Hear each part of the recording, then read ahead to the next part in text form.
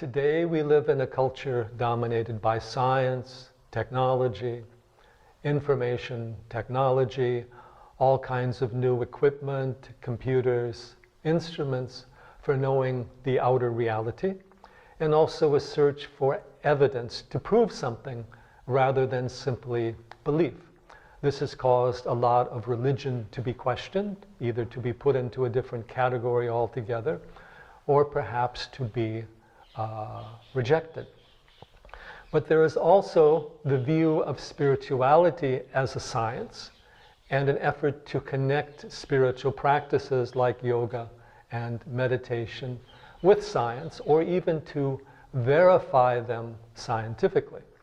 For example, we have scientific studies showing how meditation or mantra can improve the brain functioning, can give us better sleep, can relieve stress, can improve memory and concentration, or how yoga practices can give us better health and well-being.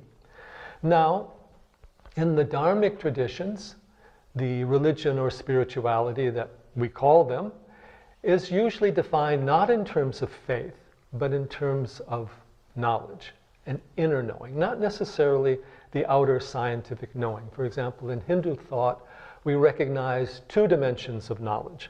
Outer knowledge is defined by name, form, and number, and the outward-looking mind. Inner knowledge is defined by direct awareness of the silent mind, deconditioned of name, form, and number as a direct knowing and a direct perception. In Hindu thought, it's recognized that faith is of different types. We also know the danger of blind faith. In the Gita, faith is, or Shraddha, is described as sattvic, rajasic, tamasic. So in Hindu thought, we cannot simply accept something because it is a faith or because someone believes in it. There must be an inner standard of knowing.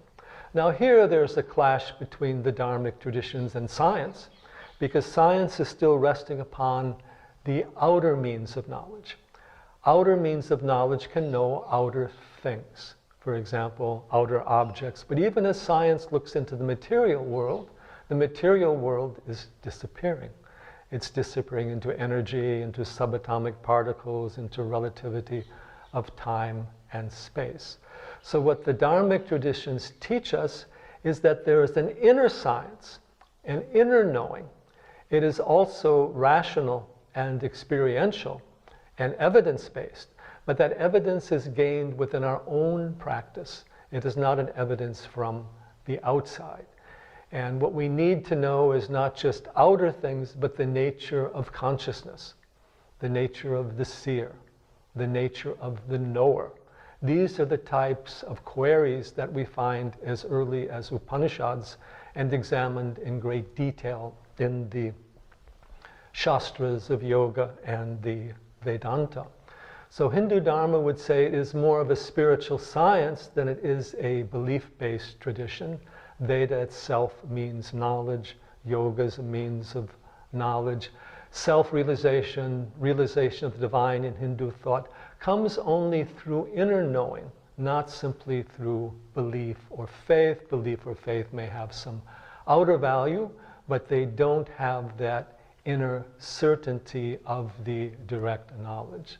So many of the gurus have said the future of humanity belongs to spirituality and science, or the spiritual science and the material science brought into harmony and given their respective places, or we could say the meditative science or the yogic science, along with the outer science, recognizing the inner science or the inner ways of knowing, the exploration of consciousness.